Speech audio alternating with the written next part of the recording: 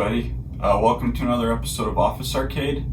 Today I wanted to do a kind of fun, weird video for folks like me who have a lot of trouble picking their main in a game. So I got back into Street Fighter V about 2 months ago maybe, and picking who my character would be was super difficult, and I made all these charts and did all this goofy stuff to figure out, who that character was. And I'm gonna kind of take you guys through that and show you who I ended up picking as my main. And my hope is that maybe my system for how I picked my main will help somebody else out there that's struggling to pick their main. Alright, so the first tier list here is based on looks. So I kind of just ranked the characters on like who I thought looked the coolest. S and A were basically the characters that I thought looked cool enough to main. So then I found this cool Capcom site called Shadaloo, or I think it's just game.capcom.com, but like the theme is Shadaloo, and it has a bunch of data about percent win rate against different characters by like different levels, so like bronze tier players, silver tier players, gold, etc. And then they also have data on how much characters are played, like how often people select them and play as them. So for me, what I ended up doing was I made a tier list for rarity, because typically the less a character is played, the higher a chance it has of winning, because people are unfamiliar with that matchup. And then I made a bunch of tier lists for all the different levels of leagues that Street Fighter has. So here you can see the rarity in ranked tier list, and the most rare player is Nikali. So Nikali is not actively played very much. I think he was like, second least played character or something.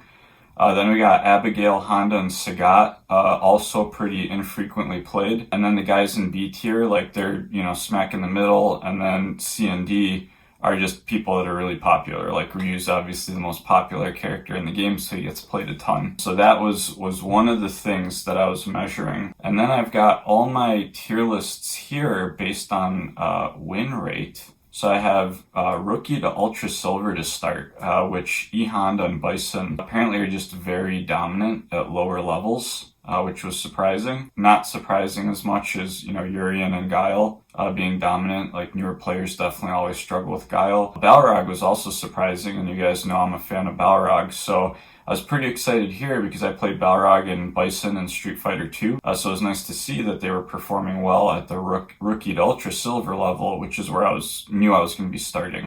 Then we have the Gold to Ultra Platinum tier list. Here, none of the characters really stood out. There were a couple characters that had like unusually high win rates. Or I don't even know if anyone had it at this tier actually. But that said, like above average win rates was definitely Urien, Balrog, and Bison. So it was nice to see that Bison was kind of like still sitting at the top there, especially since he's a character I'm familiar with from other Street Fighter games. And then in Diamond to Warlord, surprisingly Balrog was on top. I didn't expect that, especially because when we get to like what is the accepted tier list for Street Fighter, he doesn't place nearly that high. And then another dark horse for me here was Nikali. I did not expect him to have as high a win ratio as he did at these high levels. The D tier here just got super full. Like there's a ton of characters at this range that just don't have great win rates. And I'm not sure why that is, but a bunch of the characters that were placing higher at other levels kind of dropped off here. And then we have Grandmaster to Warlord, which,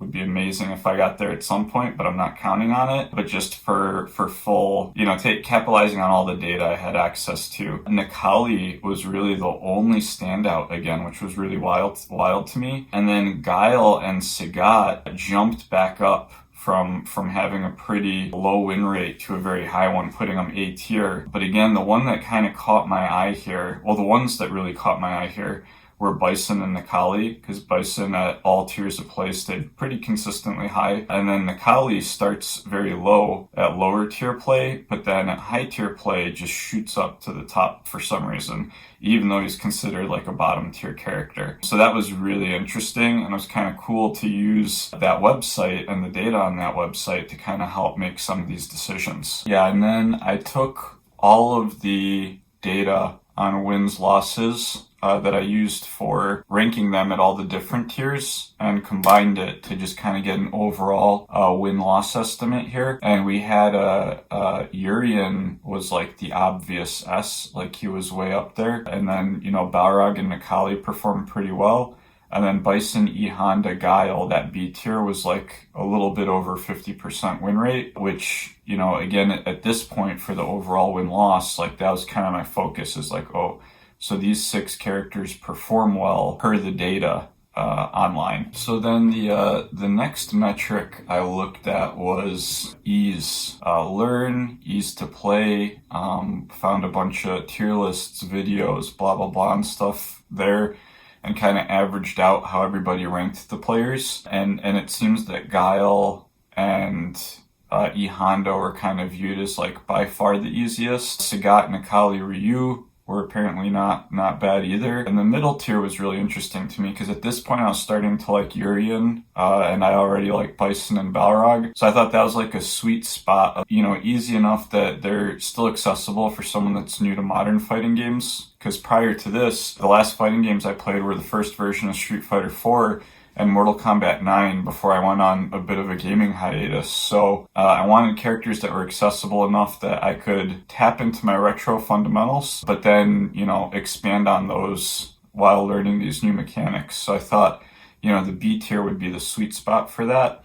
And at this point, kind of C and D, I was a little less interested in based on perceived ease of the character. Yeah, and then there's a couple of really popular tier lists for Street Fighter V that are kind of just like, accepted as like the standard of character tier. And so I took all these characters and just put them in, what position they fell in on those popular tier lists on average. And Urian and Bison were consistently placed in S tier, which was interesting. Abigail was a little bit all over the place. He was usually like S or A.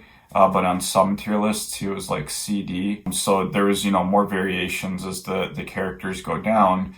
And then Nikali was just like universally bottom tier along with, Blanca and some others. What's interesting is you still see them crushing it in tournaments. So I think that kind of just speaks to the balance of Street Fighter V, that these like characters perceived to be very weak still perform very well in the right hands. Yeah, so then based on all that data and all that footage, I came up with what I called the, interest tier list, characters that I thought I was most interested in. And this is kind of where I decided to like base the start of my practicing. So I started putting time into Balrog, Nikali, yada, yada, yada. And, I had what was called my learning priority list. So you can see in this first learning priority list, I was putting a lot of time into, Nikali, second most time into Honda, third Balrog, etc., etc. These guys, it was taking them into the lab, taking them into ranked a little bit, playing against friends, just trying to see how they felt and trying to see if I kind of nailed my picks here. And after playing as those 5 characters for a little bit, I narrowed it down to several iterations of the learning priority list. But I got to learning priority list 3. And at that point, it was Nikali, Honda, Balrog, and Sagat that were left. In terms of win rate, my top was actually Honda, followed by Balrog, and then my Sagat and Nikali were terrible. So at this point with the tier list that I was working on, I realized something was horribly wrong. So I did play, for many years, Balrog and Bison, and in, these tier lists I had Shotos, I had characters I never played before, which is fine and it's fun, but I just felt like I couldn't execute with them. And I was starting to get a little bit frustrated, and I was like, okay, well, why didn't I use execution as a metric here? Like, how inherently good am I at just executing these guys' moves and combos? So I actually went into the trials mode in Street Fighter V, which is an awesome mode that just gives you tons and tons of combos to try. And I actually tested the execution on my characters. So yeah, I went ahead and I just played the trials, and I basically gave every character one shot. How many of their trials can I get through on one go, cold, with minimal practice? And I kind of just, charted that out to see how I actually did with each of those characters. That gave me this, what we're calling the Office Arcade Trials Execution tier list. And Nikali and Bison were by far my best characters. Like on my first go around, I hit, I think, close to 60% or over 60% of their trials, Nikali having the slight edge. And then, the rest of the tier list shakes out as Guile was pretty good. I was able to do a good amount of his moves. And then basically everybody else, I was struggling with execution. This list is a little bit smaller here because at this point there were a few characters that I really, really didn't like. Like I didn't like Ryu. He was just a little bit boring for me. And I didn't like Abigail at all. Like he just seemed like a really cool character at first. And then I totally lost interest in him. And same with Urian. I just really, really didn't like the way Urian plays. Like with a player that likes him, he seems really cool, but like he just didn't jive with me. I didn't enjoy playing him at all. So here we just had those final 8, and those are the 8 that I focused on for this execution portion. Which brings us to our final ranking here. So here we have the Office Arcade Interest tier list. This was the final one after several iterations, as you guys saw. Execution practice, going into ranked, seeing how I perform. And the top 2 for me ended up being Bison and Nikali. Nikali's just really fun. I like his look. He's fun to mess around with when I get a little bit frustrated with Bison. Ultimately, Bison is my main now. So, 80% or more of my time playing Street Fighter V is practicing Bison, playing ranked with Bison. And I'm actually going to make a video about my training routine for Bison, because a couple of my friends were surprised by like how quickly my Bison is progressing day to day, and it's because I have a little practice routine that I try to do every single day with him, and I'll kind of give you guys some insight into what that is. Bison's my main, and if there's another character I want to mess around with, it's usually Nikali, and then Guile and Sagat are also a little bit fun to mess around with, so I ended up in A and B here, and C and D has completely dropped off my radar. But again, if I had to break it down by like percent time into the characters, 80 to 85% is in Bison, maybe 10% is in Nikali, and then whatever is left over is Guile and Sagat. Bison's my main. It was a super long road to get here. I've been playing the game again for about 2 months now, and I think it took me 6 or 7 weeks of that 2 months to get to Bison, but it was well worth it because right out of the gate, my win rate with him is solid. Practicing him is a heck of a lot of fun.